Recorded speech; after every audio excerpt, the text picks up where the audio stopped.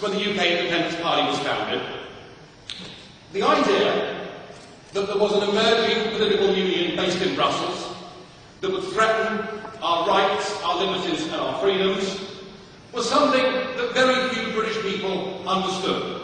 It would be fair to say that UKIP and what UKIP stood for really was a minority sport. And yet, we now see that 2/3 of the British people want us to change our relationship with the European Union. Indeed, we see on that BBC poll the other week on the Daily Politics, the Andrew Neil programme, that 55% of people want Britain to leave the European Union, but to maintain close trading links. And therefore, I can stand here today before you, hand on heart, and say that I represent a political party going into these European elections in 6 weeks' time that represents the majority view of the voters of this country, and I'm thrilled with that.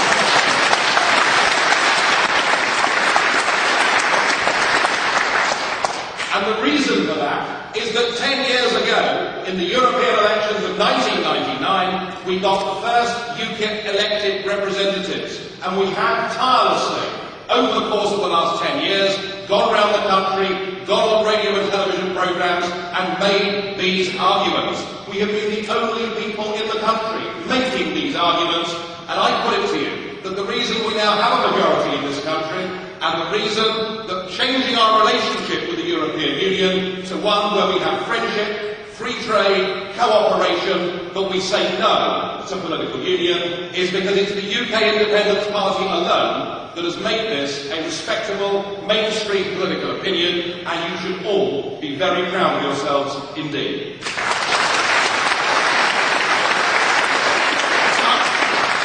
That's what the people think, but the politicians are not listening, are they?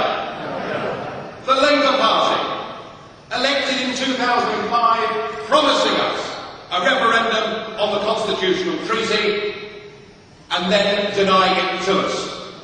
And when I challenged Mr Brown, as you just saw a few moments ago on this point, he didn't even have the courage to respond to me. He just sat there, didn't he, like a grinning idiot. I've no doubt some people ask me to apologise for that comment, but in Jeremy Clarkson mode, I shall.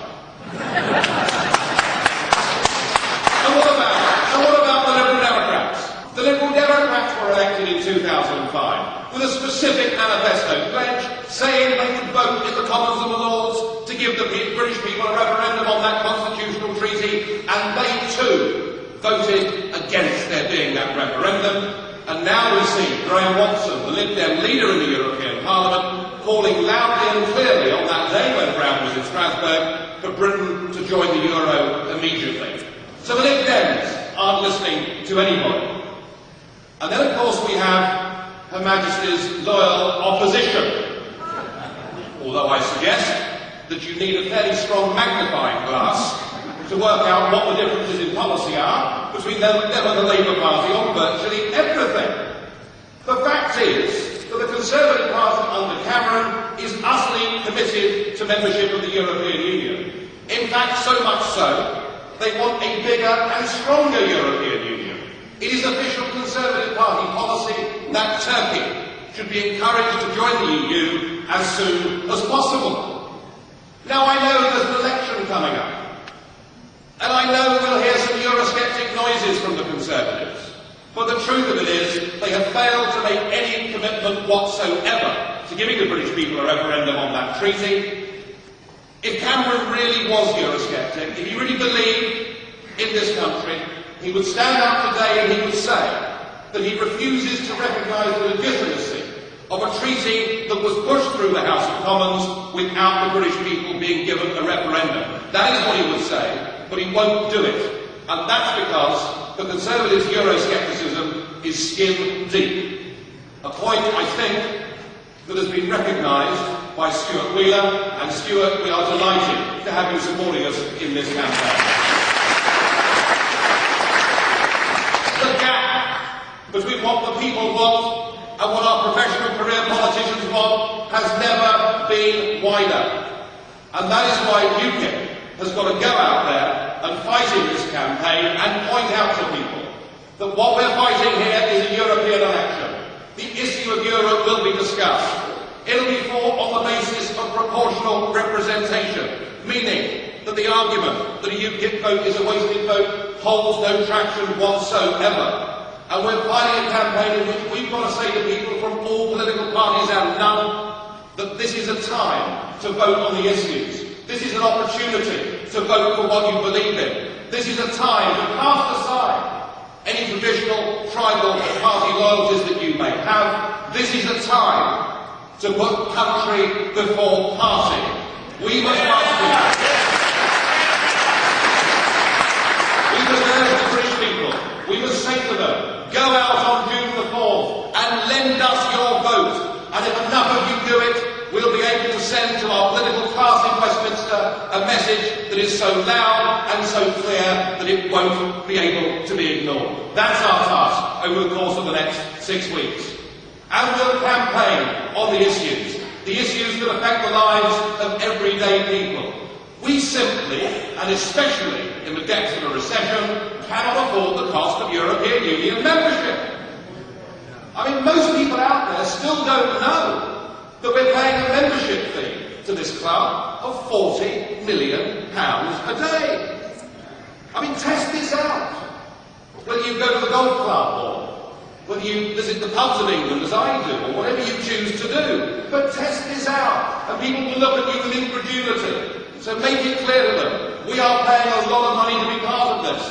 And when we get involved in the deeper arguments, we'll use the expert, superb analysis of the taxpayer's allowance, which shows that if you add up the cost of all the regulations, the total cost, not just contribution of EU membership, is coming out to something like £2,000 per annum for every man, woman and child in this country.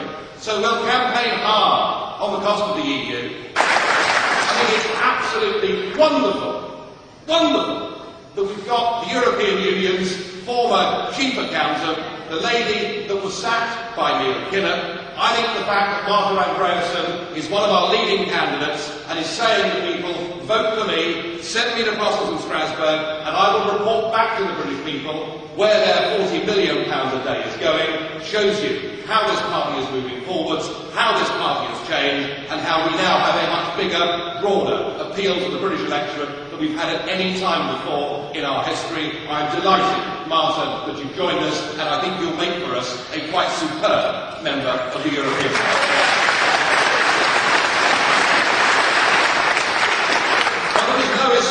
There is no issue that has affected the lives of people and made people as angry as the question over the last 5 to 10 years of immigration and open borders in this country.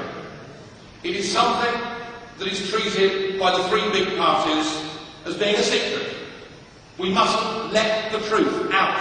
The cat must not come out of the bag. The people must not know and must not understand that as members of the European Union, we are incapable of making the decision of who should come to live, work and settle in this country.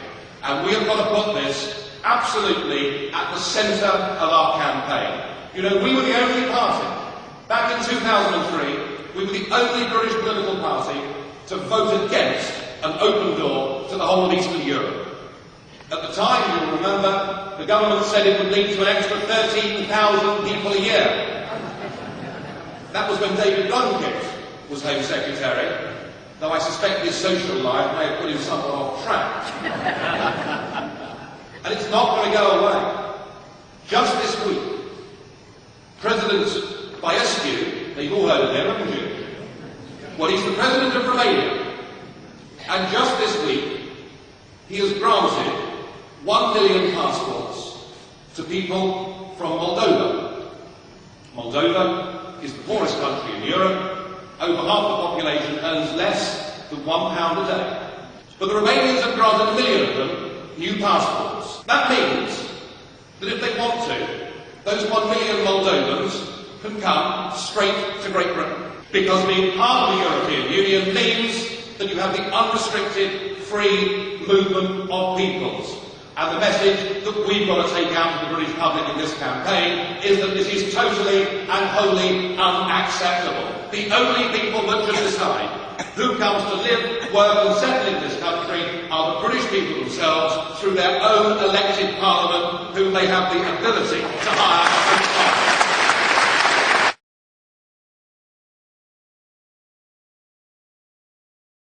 To find out more about who we are and what we stand for, go to the UK Independence Party website at www.ukip.org.